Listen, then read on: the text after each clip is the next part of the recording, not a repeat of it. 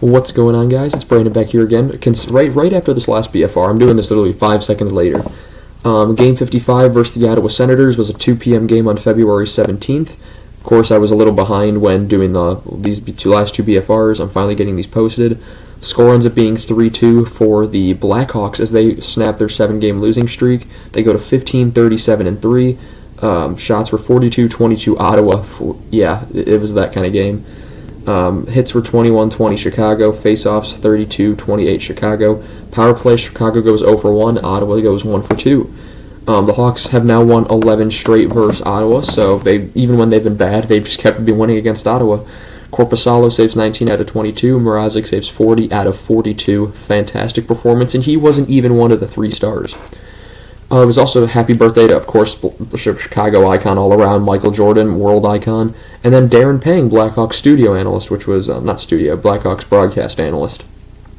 Phillips was in and Tenorti was out, and of course the big news coming out of this was that the Stadium Series, the Rangers defeated the Islanders in a comeback 6-5, and then the day that this game was played, New Jersey defeated the Philadelphia Flyers 6-3. Both were fantastic games. I got to watch the full length of them at work, both of them, so those were pretty cool. And, of course, Columbus-Detroit next year at Ohio State Stadium. Obviously, huge stadium known for college football. And, of course, the Michigan-Ohio State rivalry. That's going to be huge with Detroit and Columbus. We'll see how that goes next year. So we already have 2 outdoor games planned for next year. Chicago-St. Louis at Wrigley Field, and then Columbus-Detroit at Ohio State. Anyway, into this game. First period. Ottawa pressures early. Bedard is denied. 6:31. It's a tic-tac-toe deflection goal for Nick Foligno, his 12th of the season, from Kurashev and Bedard to make it 1-0. Kachuk's shot goes straight into the ref's face, and there was blood. Oh, there was a lot of blood. It was kind of graphic.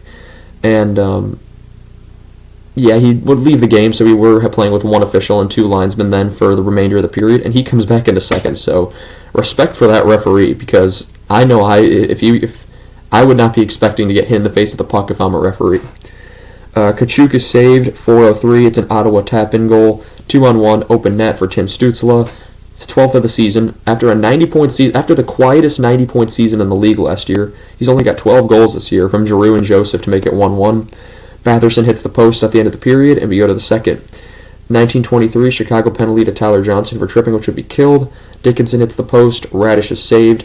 1309, Chicago penalty to Radish for hooking, and that's a horrible call. I can't believe Zub got away with that. Zub quite literally just held the stick like this, didn't give any sign of letting go, and Radish gets called for it, and the announcers were even like, what the heck is this?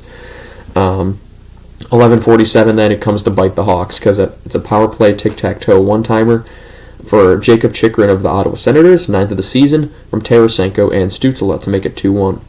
9:06, though, Chicago responds. It's his first goal back. Connor Bedard with the puck that sneaks through Korpisalo, his 16th of the season from Kurashev to make it 2-2. Third period, Mrazek has a fantastic poke that saves a goal. Game was getting quite intense. 12:28, Ottawa penalty to Brandstrom for slashing, which would be killed.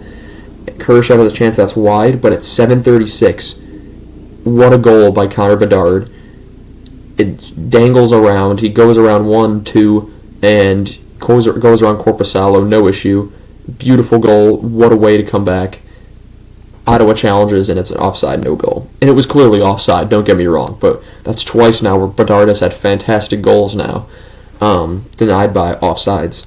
Or was it offside? I'm not sure if it's offsides, but just in general, 2 goals disallowed. So instead of 16 goals, he really could have 18 goals. 152, Chicago gets the goal to win the game. It's a rebound from Jason Dickinson, who reclaims the scoring lead with his team.